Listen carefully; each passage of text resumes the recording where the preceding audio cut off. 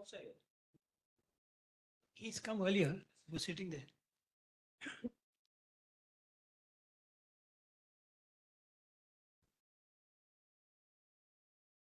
The session is called Role and Positioning of IT in the Next Decade. Now, if you notice, we call role and positioning of IT rather than forecasting or technology. Because I firmly believe that it's very difficult to forecast where technology will be 5 years from now, forget the next decade or the next 25 years. In fact, I'm sure 5 years ago, nobody ever thought of Chat GPT, something which is giving the jitters to all of us. In fact, I got a mail from one of my customers yesterday, which said, and I do back office, which says a US federal judge has severe problems with a lawyer that used AI to do his retrieval because it had lots of mistakes. I said, this is one of the best mails I have received for a long time. Right? Because everybody today is scared of what's happening. So it's very difficult to say what's going to happen now down the road because technology does not grow in a straight line. Okay? So for that, therefore, we have today a panel which also doesn't grow in straight line. Some of the most, how do I describe them? Pioneers, visionaries in this business of using IT as an enabling tool. I have with me Dr. Pawan Duggal, right? You talk about cyber law, cyber security, and nobody even knew what cyber was. He's been there at that time, and today he is one of the top 2 of cyber lawyers in the world. I attend his annual workshop or conference every November. It's amazing to see the kind of energy that he creates, the kind of reputation that he has, and the kind of influence he has in the cyber world. So we're very, very lucky to have him today. Then I have Pradeep Gupta. Pradeep and I go a very, very long way back. When I moved from the tire industry to the IT industry, one of the first persons I made friends with was Pradeep Gupta. He had started an IT magazine called Data Quest, and everybody had told me that if you want to be anything in the IT industry, you need to be friends with Pradeep Gupta. And that's one of the best advice I got. And we have been good friends since then. He is the chairman and managing director of Cyber Media, and also angel investor, mentor, and a great friend. In fact, all through my IT world, when I was working both in DCIM and IKIM, we used to look forward to his annual DQ Top 10 and also for his award nights. In fact, it's one of my regrets that I never got one of his awards. But that apart, he's a great person, and we are so lucky to have him today. Then I have Rajesh Kalra. If he's finished sending his mails, right, he's sitting somewhere outside. Rajesh also I knew when he was a reporter for business, for Computer Today, for Data Quest, and then later on moved on to computer education. And then he joined the Times of India as the chief editor of Times Internet. And he was there in one of the earlier persons who recognized the value of digitization, of the value of digits, and he moved from print media to digits. And today he is the executive chairman of Asia Net News. Rajesh, will you please come in? And then, of course, we have our own Mr. Mandeep Singh Puri. In fact, when I was thinking of who to get, name is right now? You looked at me, I got worried, yeah? I'm capable of making mistakes with names. So I had 2 names, which I put down, and I said, these 2 must be here. Mandeep was one of them. And we're lucky that he is not traveling. Everybody else is traveling today. He's one of the founder members of FutureSoft and is a leading provider of end-to-end solutions. specializing in development, consulting, and systems integration. He's also a past chairman of VSC and a very active member of Roundtable India. So he does provide the IT bit. And I have the pleasure of having the chairman of VSC, Sandeep Narula, with us. In fact, Sandeep's company, Atlanta, has just come out with a security for transport. Now, I don't know, he's supposed to be run at IT company, but you look at the product and you say, is that IT? But then that's what is happening today, that IT is no more IT, it's an enabling technology. So therefore, where do we think IT should be a couple of years from now? Right? Today, IT is in a silo. It's in a vertical. And I think the best thing that can happen to IT, if it's removed, liberated from that silo and vertical and made to spread out and used as a enabling technology. In enabling technology to bring happiness into the lives of people. Not all these things that we have, things coming in, right, are ways to get there. Some will work, some will not work. But you should look that IT should help us to bring happiness. It should create an enabling technology, an enabling environment, and create global marketplace, right, so that we have the world at our feet. So to that extent, technology forecast is very difficult as source of replacement is open-minded. The disruptive technology that's coming today is not coming from known sources. Right? Technology forecast is a tough act as it comes from anywhere. It does not come in a straight linear line. Massive disruptions and jumps come from unforecasted places. So with that background, we have with us people who can give some direction, some semblance of what we should expect and what should we look for, where should we position IT in the next decade. So can I request, we'll go on order of the sitting, Pradeep, to please say a few words. What we'll do is we'll ask each one spend 5-10 minutes giving an opening remark, then we'll throw it open for any one of you to join in. Yeah, I can speak without. Oh, there is a virtual.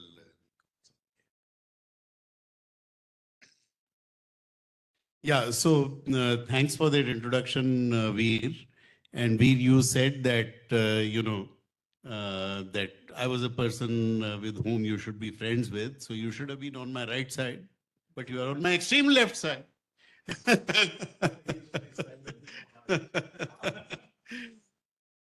So, very quick opening remarks. After that, I would really like some discussion and so on so that things can come out. And I just sort of scribbled a few things right now. And I'm looking at three. Rajesh, come. Hi. So there to Rajesh.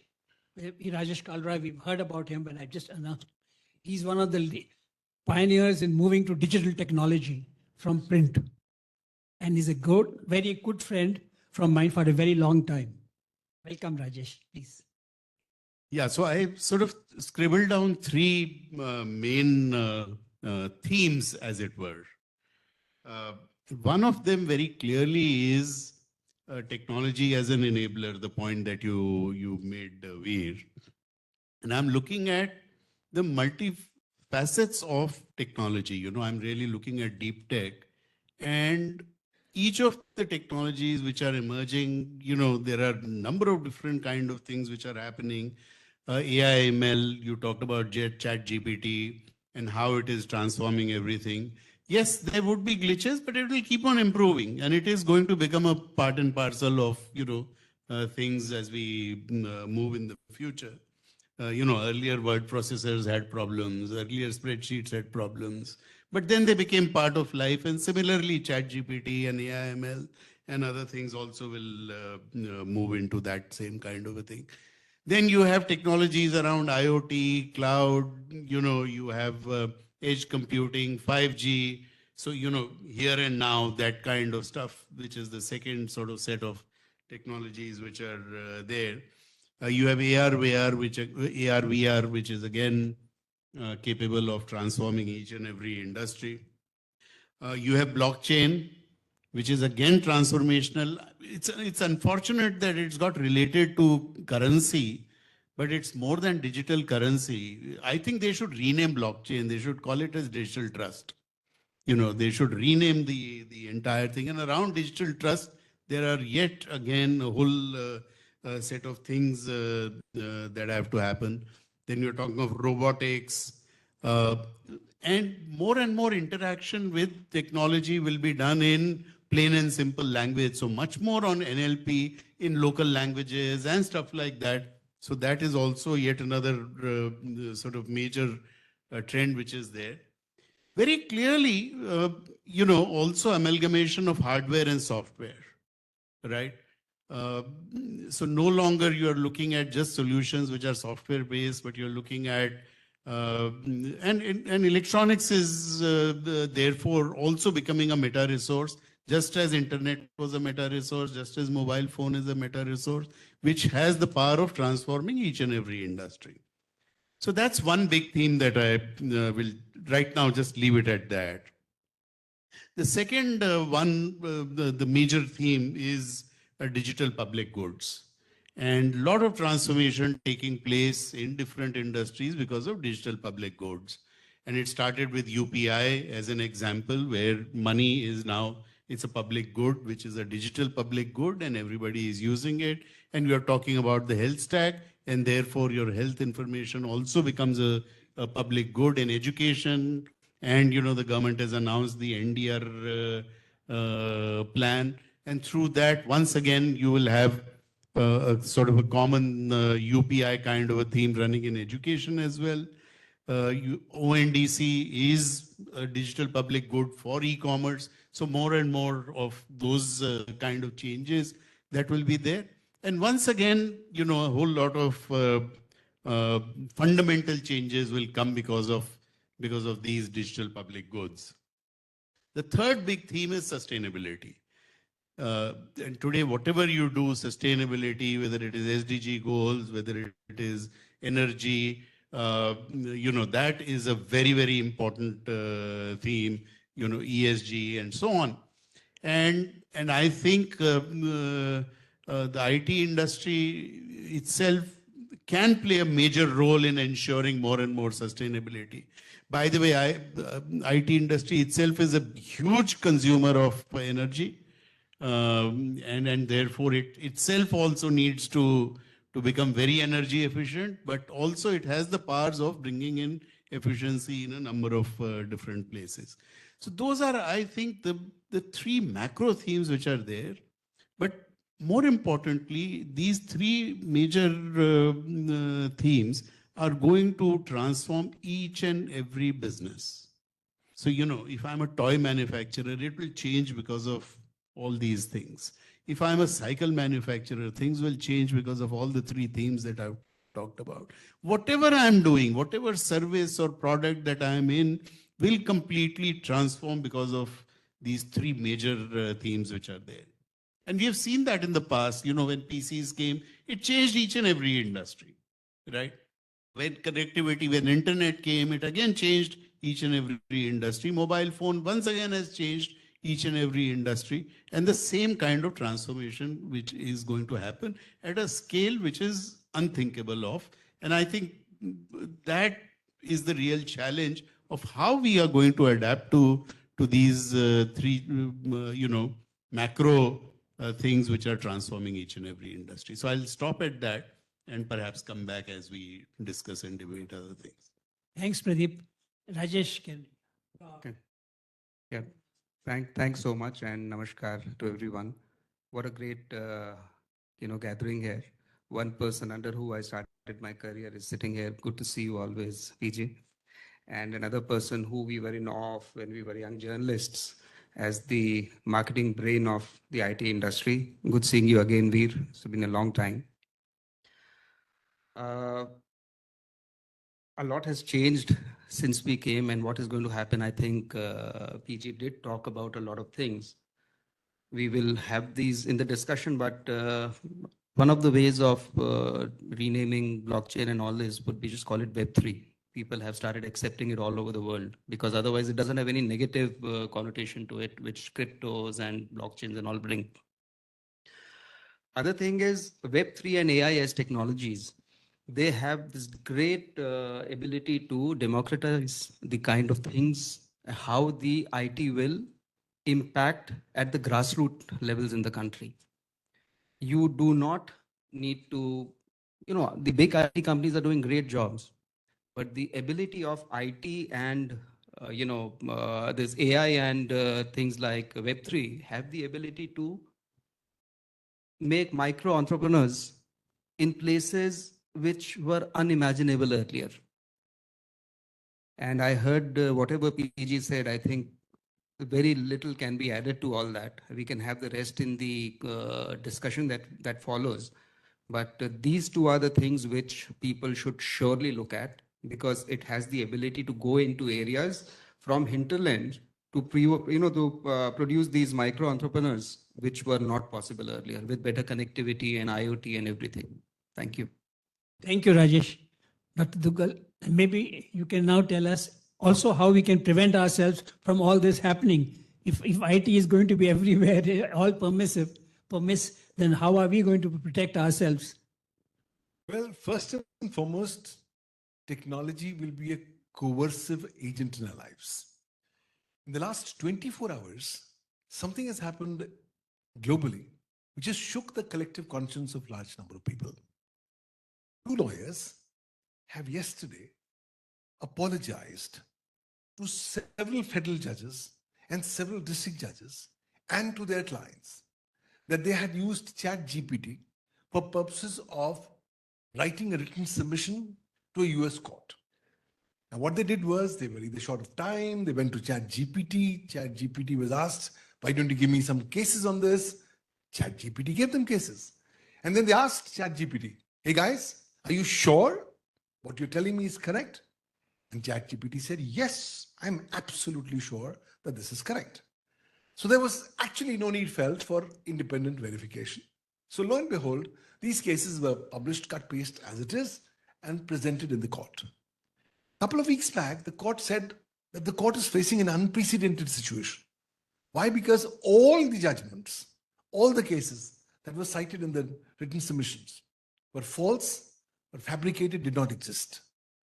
And then the question was asked to the lawyers, where did you get them from?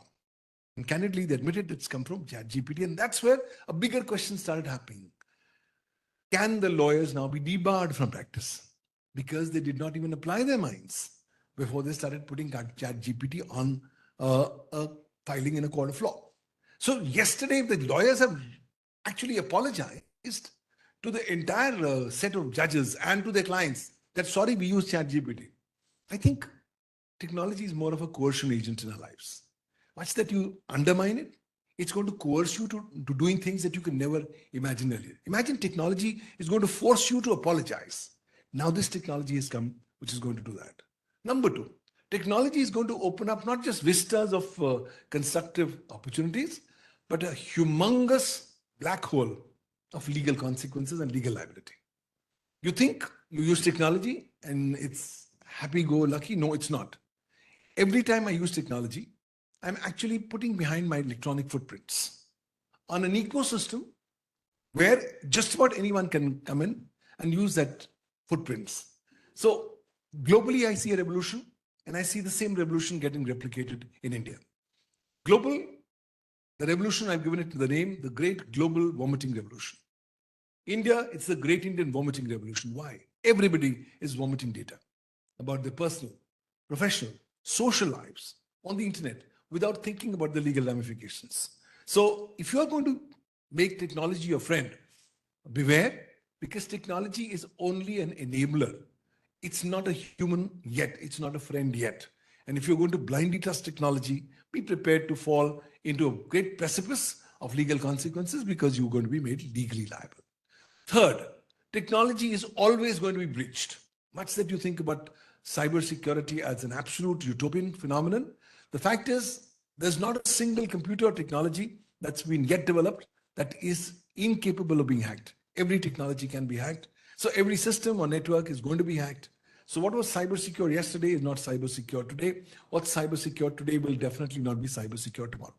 And number 4, technology is also a great teacher to say how, as humans, we are now going to exercise restraint. Technology is now teaching us that the time of trusting technology is over. The time has come for us to go ahead and inculcate elements of distrust and mistrust, not just in technology, but also in its intrinsic ability to come up with various offerings, with various services. We think they are life-changing, wonderful, but think again from a more objective perspective. Today, there are, it's not necessarily in India, but across the world, there's the great crab mentality. One crab goes up, 10 crab pull him down. I think that's global, but India, we've seen an accentuated version of this. I think this tendency is going to get a massive boost with the result of technology. Because somewhere down the line, as you leave behind your footprints, those footprints become legitimate and admissible electronic evidence, which gets to be used against you. And 5, the 5th point is technology is telling you, hey guys, rely upon me. But more than that, rely upon your due diligence and rely upon compliances. Why? Because human intelligence is something that's still unmatched. Yes, 2062 is the year that they said artificial intelligence will go ahead and supersede human intelligence. That was 2021. Last year, they said, no, it's going to come back by 2040. This year, Sam Altman tells us we just have about 10 years before this superseding of human intelligence by AI takes place. My gut feeling is this is going to happen in the next few years before we touch 2030. So in a scenario like this, well, technology may go ahead and supersede our intelligence, but still human intelligence with basic due diligence, caution, care could be a good starting mantras to protect ourselves. It's a new cyber world order that we've woken up to, where states have become very, very powerful, specifically during and post-COVID, where cybercrime has emerged as the new economic model of the world, where cybersecurity breaches are the new normal. So in this ecosystem, if I'm going to blindly rely upon technology, I will do that at my own peril. It's important that I must wear a fire suit before I jump into fire. Technology is a molten fireball that's waiting for us. It looks so sexy. It looks so wonderful. But when you jump into it, you often lose your objectivity. So your thumb rule as a user has to be, first, protect yourself from legal consequences. Number 2, share information on a need to know basis. And number 3, please limit your legal liability, because you don't know. By operating in cyberspace, you are in a global stage.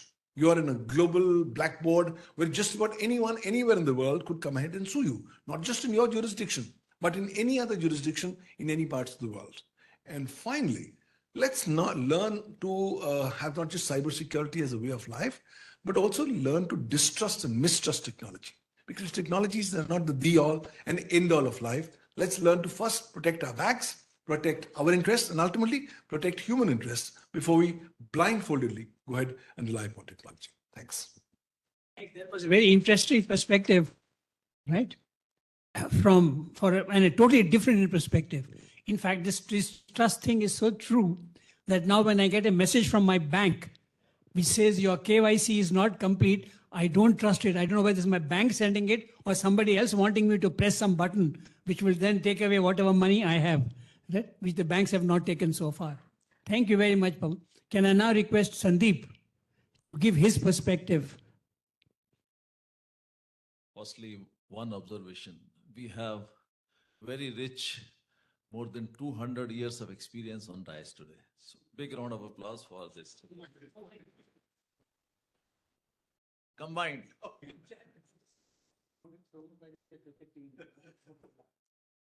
You know, yes, 200 years, yes. So, yeah, that's why I calculated. So, in fact, when I started my journey, it was a PCXT. No, when we made first PCXT, I felt so thrilled that we did it. You know, what we did was just the assembly, to be honest. Today, where we do stand on the hardware front. In fact, our mobile phones are much, much advanced, powerful.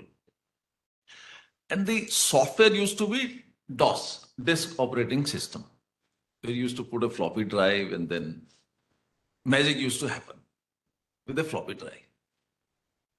And now where do we stand with the latest operating system? In fact, the Android or iOS or Harmony OS from China and Windows, they are so powerful.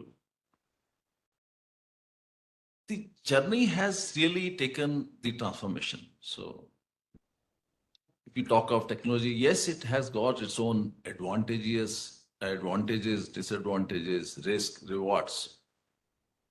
But we have to live with it. One very important thing that occurred to my mind today, and because I mentioned that we have combined 200 years of experience, we would like to do the brainstorming, and I'll probably learn more from you. In the tech sector, why we have been a follower? Of course, it has taken the new dimensions world over. But as far as the developer is concerned, although we have so much of talent, we are having so many developers, but we have been laggards, we have been into the domain as followers. So this is one area which we need to work on, and during this session, probably we'll know more about it, and I will hand over back to you for. Thanks, Sandeep. I'll attempt to answer the tech why are we followers in the tech sector, right? And this is not from today. We are followers in the tech sector, because we as a nation are not a nation of risk takers. We want a job. We want somebody to pay for it, right? So that's why nobody takes a risk. And in the US, there were risk takers because they were VCs putting the money, taking the risk. The second thing was we did not know what to do because we did not have a market. The customers were all in the US and the developers were all in India. So they had no idea of what the customers in the US wanted. The customers, therefore the companies in the US knew what they wanted. So they told us in India, please do this for us, which we very gladly did. Now things are changing. A, money is coming in. B, Indian market today is very large. Previously, most companies, and that's why you see that IT industry is mostly an export industry. But if you see now, there is so much local demand that the market is there, so people are able to think. And today we are slowly beginning to see the beginning of products coming out here, very slowly. Plus, there's a lot of problems about IPR, etc., right, of getting here. But it's coming. As we say, I can see the end of the tunnel. Now, can I now request Mandeep, and maybe he can answer this better because he's in that business, right in the middle of that business. Thanks a lot. Well, I've been running Futuresoft since '88. I was 20 years old. And talking about XT, we had a Wipro XT. We used to take shifts. It was too expensive. It was like 45,000 rupees in 1988. Would be like, I guess, about 30 lakhs today. That's the kind of investment which was there. We used to take shifts, and we used to for first 3-4 years, I don't think so I've seen an evening or an afternoon, So once we used to get in, we used to get in. And so many times we've gone in on a day, morning, and come back on the other day, night. Okay. We have been disrupting, the technology company, people who are running businesses, we have been disrupting, and I don't think so ChatGPT or anything else can displace us from there. Any system which we've been making since 1988 is displacing people from their jobs. That is our job. That is what the automation is. If I develop a system, global reconciliation system for American Express, it displaces 150 CAs across the world, and they are no longer needed. And this is something which we did in 1995. So you see, the question is that exponential growth of technology would continue. The new technologies would keep coming in. Every 3 years, we have to reinvent ourselves if we are supposed to be in business. Today, the only question is that to be in a job, you have to reinvent yourself. This was not there earlier, but at the same time, today, the kind of salaries which we pay, we make like 10% net profit on our turnover. That's because we are very, very liberal in paying our employees. We are extremely liberal in paying our employees. So when an employee who's getting, say, 80 lakh rupees per annum, he's actually an entrepreneur. And he has absolutely no rhyme or reason to be continuing in the company if he's not delivering even for a month. So he's an entrepreneur and he better watch out and he better make sure that he's relevant to us and actually to our customers. Because if the customers run their payroll, we don't run their payroll. So as an entrepreneur, I had a visual, I think that is not ready. If you put that visual, you can connect. As you said, visuals are important. You see, the thing is, you need to focus on your core competencies. A lot of cash cows are getting eaten. They've been getting eaten on from day one itself. If you do not invest in your cash cows and you do not seize their health, you are going to be wiped out. So core competencies is the most important aspect which any business, whether it is a Wipro, Infosys or Tata or Futuresoft or a startup, if there are certain core competencies, you need to focus on them. As long as you focus on them, you are assured that you would have life under the sun. For a business, you just need to be moderately successful. I'm saying moderately. If as a business you are 30% successful, you can make much happier and fulfilled life than what you can do as a professional, even if you're earning 5 crore rupees a year. Partnerships. So as you can see in the visual, this is not my visual, I just picked it up, but it was representing the things very, very nicely what I wanted to share. You see, you are seeing that there is two big trees who are like cut down and they are rejuvenating and they are, new plants are growing out of it and their roots are actually shaking hands. So they are helping each other.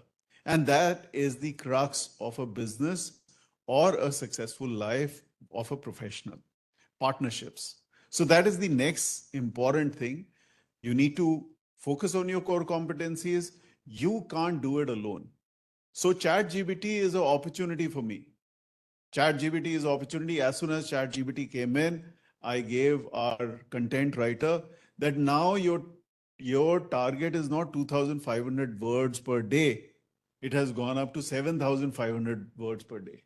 That's because you need to use this and you need to like churn out content faster. I also know that when we churn out content, when one line of content gets expanded to 3 paragraphs, right? The other side is also looking at summarizing the 3 paragraphs back to one line to understand. So, I mean, it's a cyclical process, and that's what. Creation of talent does not mean creation of talent is something which is the third important thing we need to do as a business or a professional needs to do intrinsically to be relevant. Creation of talent does not mean only rewarding the talent which is already there. As a SME, you can't do that. Even as Wipro, you can't do that. You have to create talent. You have to make sure that you do talent audits, and those talent audits have to be in terms of your core competencies. I have a cash cow. I need talent to serve my cash cow, which is my customers. And I need talent audit to keep on checking that is my cash cow relevant in today's world of AI or not.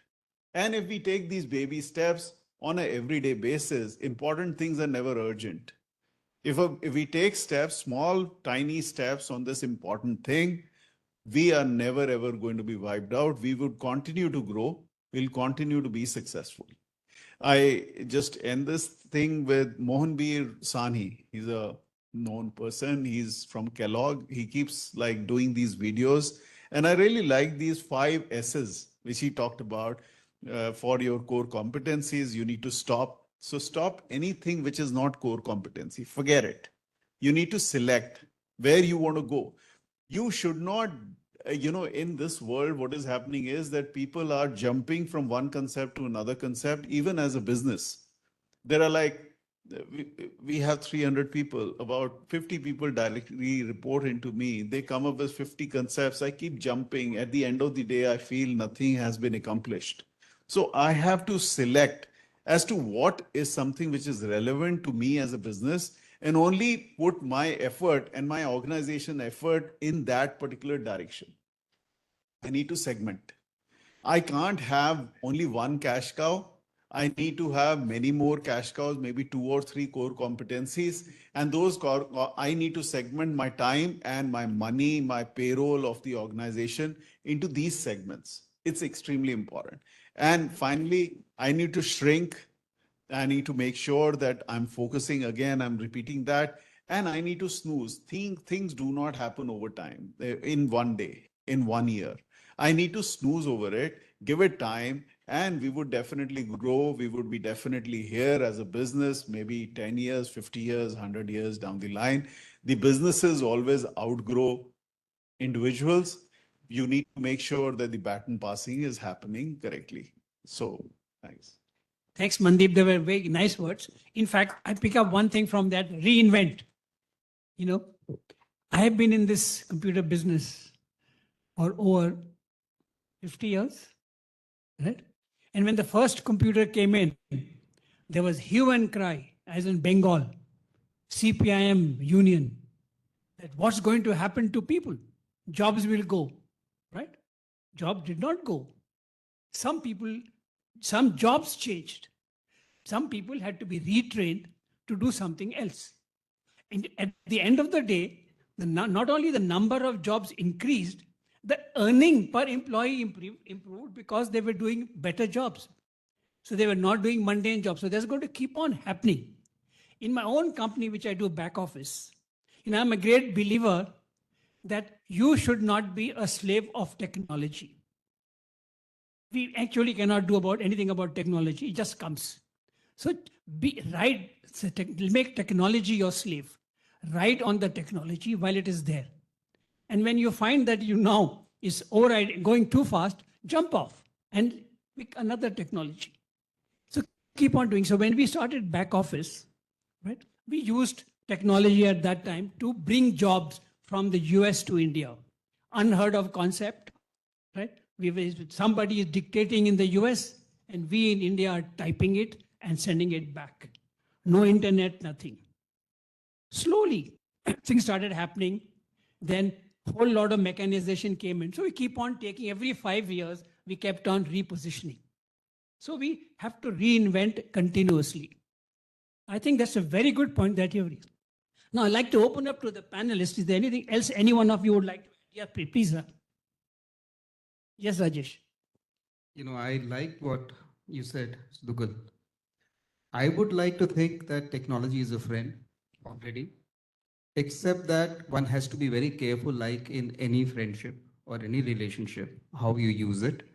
But I can understand where you are coming from. Maybe not everybody, so pervasive, technology has now become that not everybody may have the ability to make that difference. And you are looking at basically the masses who can get conned and who will be hurt badly. I agree with that.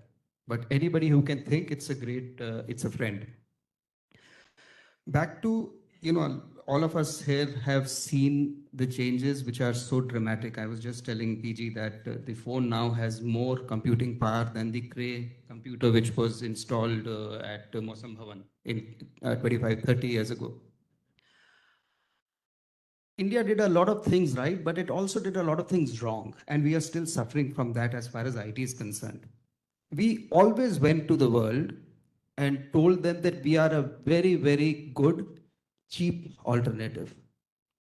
So don't go to this place, come to me, I will do it for $1, other is doing it for $10.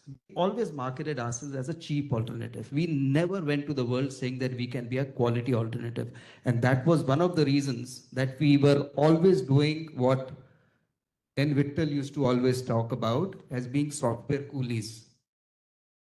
I'm not sure whether we have changed from that much, but I can see that people like TCS and all are now doing the quality of work, which is absolutely cutting edge, which was not the case earlier.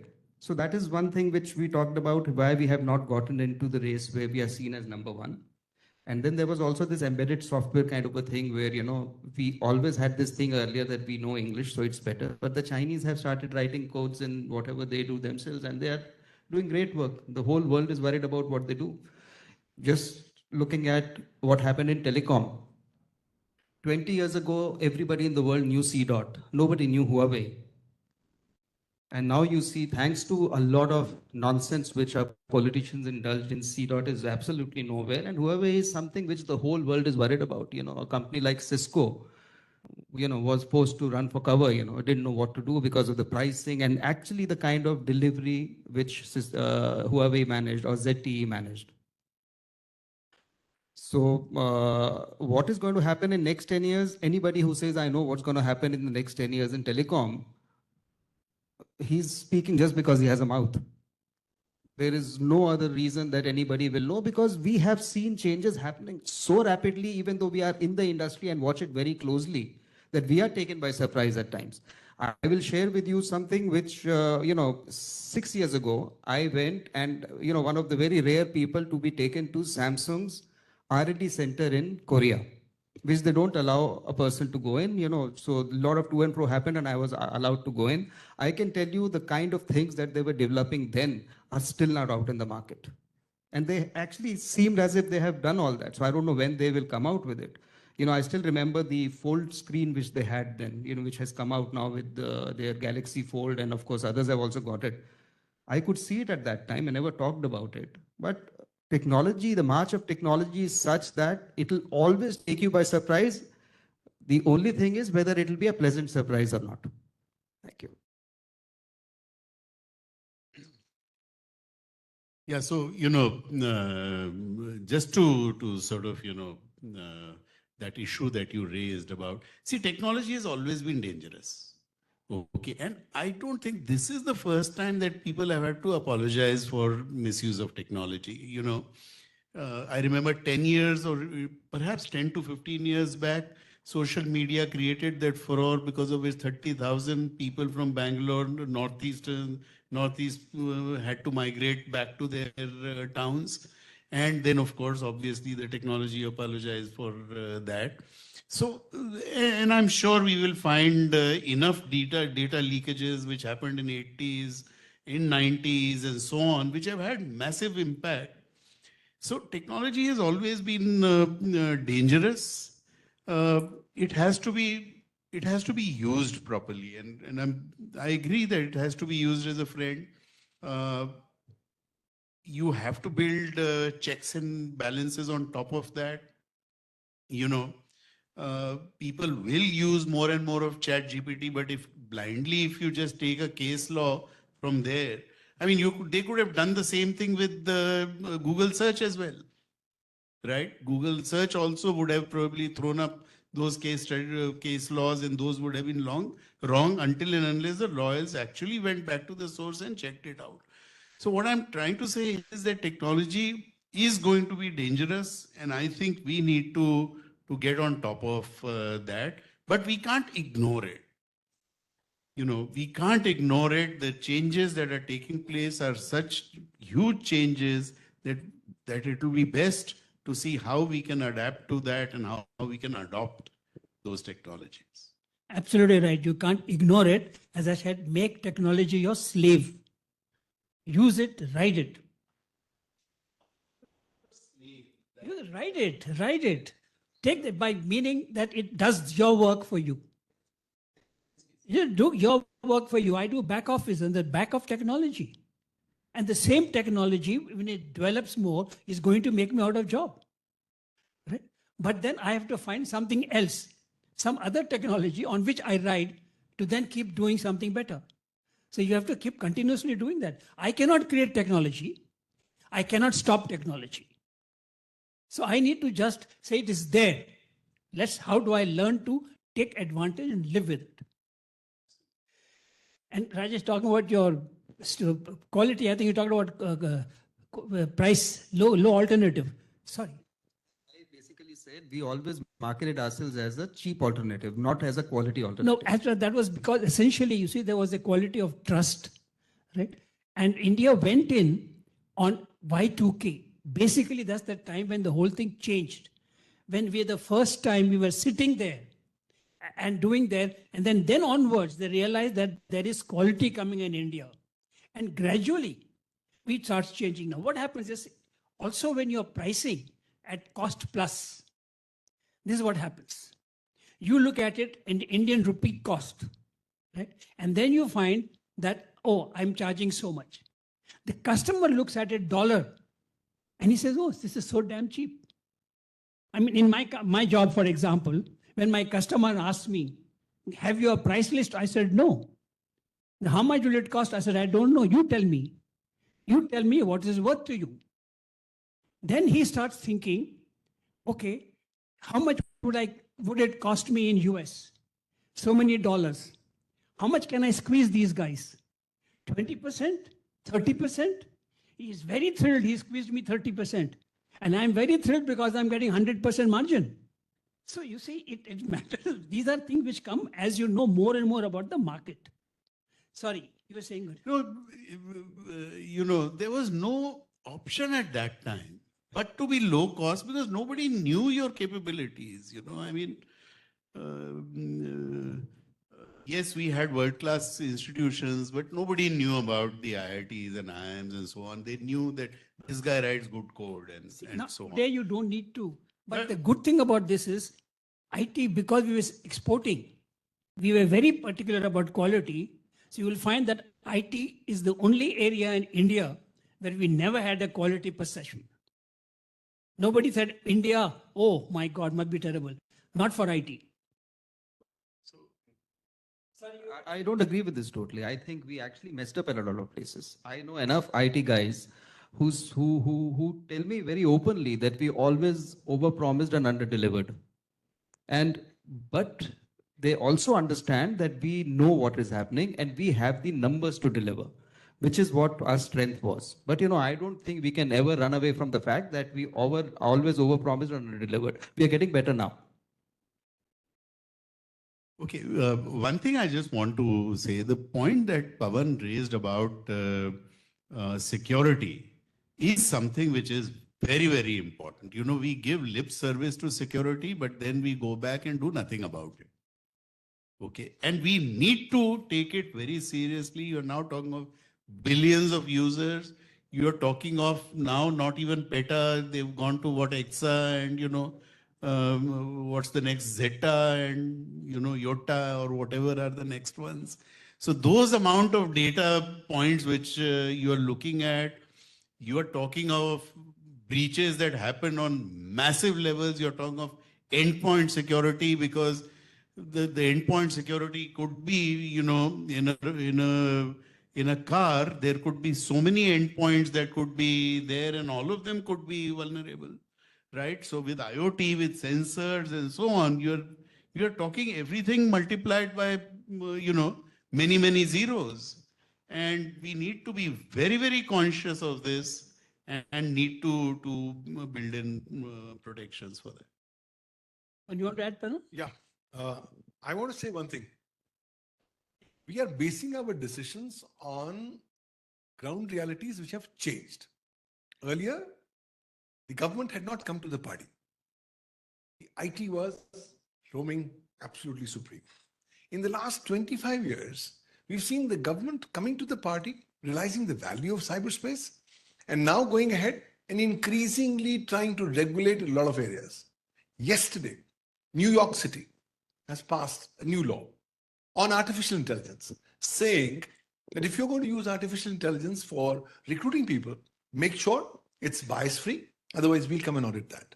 Something similar to what China has done about 4 weeks back, that they say, look, you want to come up with anything on generative AI? No problem. First get it audited from us. We will see it whether it's good for public use, and if it is, then we will allow you to commercially come up in the market, otherwise not. So the thumb rule is now, with governments getting more powerful, there are a large number of cyber legal frameworks, dedicated cybercrime laws, and now dedicated cyber security laws, which are out to catch you or catch anyone, should they be on the wrong side of the law. In addition, now, the European Union has already come up with a draft law on artificial intelligence. So suddenly we realize that we are no longer as free as we thought we were going to be. Primarily because more and more governments have started realizing that the more bigger pie in the regulation space they can have, the better it's going to be. So it's a very, very gray zone. We'll have to wait and watch. But all said and done, we can't run away from technology. We'll have to face it head on. I can't go to Himalayas and to Mount Everest and be a hermit. I will have to be a part of this ecosystem. But how best can I protect my business, my data, my digital present and digital future will be the fundamental priority that I'll have to address with the times. Thanks. Anybody from the audience now would like to, yeah, please, Rajesh.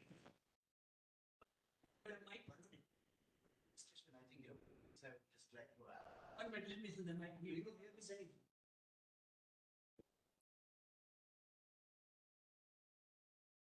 Thank you so much. I think I enjoyed the the warm conversation around the technology and things like that. I think I would leave a few comments around this. I think the technology can be a friend and it can be a foe, right? If you use it in the right direction, it could be a friend. If it is in the wrong hands, it is going to be, the kind of enemy. So unless there is a regulated, the control coming on this, I think it is going to change a lot of disasters for the humanity. Like we said, we discussed about the all this the technology is coming on the way, but look at artificial intelligence. If it is being used as it is, but it is a benefit. But the moment it is going beyond, then there comes of responsibility, responsible AI, then ethical AI. That is what I think Pawan Dugal has talked about. Like a few days back we were talking to the bank. So there is a biased lending. If you avoid that, then there is the different realm of the discussions. Otherwise, I think the banks are going more towards the biased lending by the race, by the the sex of the people who is coming for this. So then there is the no end to that, right? I think as we started using the more of data and there was uncontrolled, and the cyber crime happened, cyber fraud started happening. Now then the GDPR comes into picture. So that is how I think there is a technology disruption, the technology innovations, all this comes on the way, and it is impactful to life. As long it is a social impact, as long it is a change in our, the lifestyle, it is good. But if it is not controlled, then we are in a wrong hands. Maybe tomorrow with the machine learning at a CV we are talking about, there is a war, right? The people might use the machine learning for just hitting the the objects, the enemy side. That is always been on the the side, which the most of the countries are now trying to bring it. Will that be the good for the humankind or society? We never know. I think so. The government has to bring the extra eye, the third eye, and then it has a meaningful. Otherwise, the technology is going to keep making the disruptions, innovations. Yes, that is good for all of us. Business-wise, impact-wise, economy-wise, everything is good. But the government has to bring some changes, regulatory things, and then it makes sense. Technology will change faster than regulation will change. By the time you plug this, instead of chat GPT, by the time all this legislation will metaverse. Today metaverse has taken a back seat. But then on metaverse, if it comes up again, then you have your digital presence and I pose as you. Okay, on the metaverse I can, right? Absolutely, I think. What are the protections which are available for that? I mean, people haven't even thought of those. It cannot be stopped. It is in the hands of the innovations. I think the people brains what they think. Talking about the government policies, I don't know, it's evolving. The governments, I think, have to be honest with what they want to do. I must tell you what used to happen long ago. You were allowed to import hardware. Only for enhancing your export performance.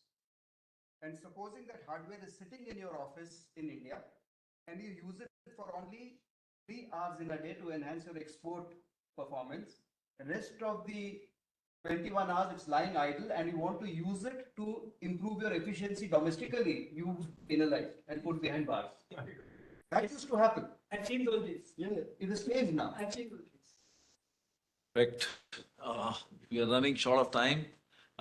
Peacetime, wartime technology is something which will always remain in play, and we are continuously seeing that happening. Recent being Russia, Ukraine, or peacetime, the medical advancement that is taking place. One thing which occurs to my mind, I was going through today's Economic Times and saw 10 tech companies having large market cap, which is more than the total market cap of few countries. Leading is the Apple, which is tagged below the market GDP of our country. They are about at $3 trillion. We are at about $3.5 trillion. I'm just giving one last, and maybe someone can, with your experience, can answer it. Then we'll just close the session with the presentation of mementos and word of thanks. The way things are taking up, these tech companies drawing market cap, so high market cap, where do we stand? And how to cover up? No, do we need to be a follower? Do we take the aggression and take the lead, take the ideation to the next stage? Whether the startup ecosystem that is coming up will fill up the gap or not? There are many questions which probably we need to think and continue in the next session. Maybe last closing comment if someone wants to. Yeah, I want to. Yeah. Now, before we close, right, I just wanted to have my final word as the chairman. You know, years back, I went to Disney World. I don't know how many, must have been a couple of centuries back. And there was one special stall which had a telephone. And at the other end, it said, you can see the person to whom you're talking. Oh, I said, my God, what a great invention. And you had to go in and buy a ticket and see. Then I said, do I really want this? Do I want somebody to see me when I'm picking up the phone? For all you know, I could be saying I'm not at home. So I don't want this. But this was years ago, and today everybody is doing video conferencing and visual. So this is where we have reached. And whatever we do, natural stupidity can never compete with artificial intelligence. Thank you very much. You've been a lovely audience, and thank you very much for the panelists for their views, very thought of views. And on behalf of ESC, may I request Mr. Sandeep Narula to please present a memento to Dr. Pawan. अभी बोलेंगे? नहीं, पहले पवन को दे दीजिए. नहीं, book पर नहीं, वो मोमेंटो आ रहा है. No, this you have to buy. Pawan, you are not going to get free book.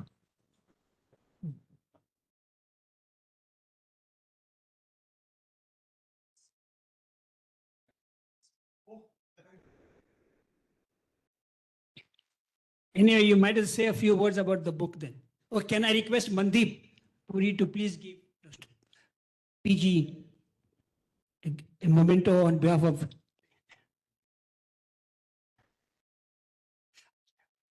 किताब के बारे में कुछ बोलिए. And I'd like to present to Rajesh on behalf of ESC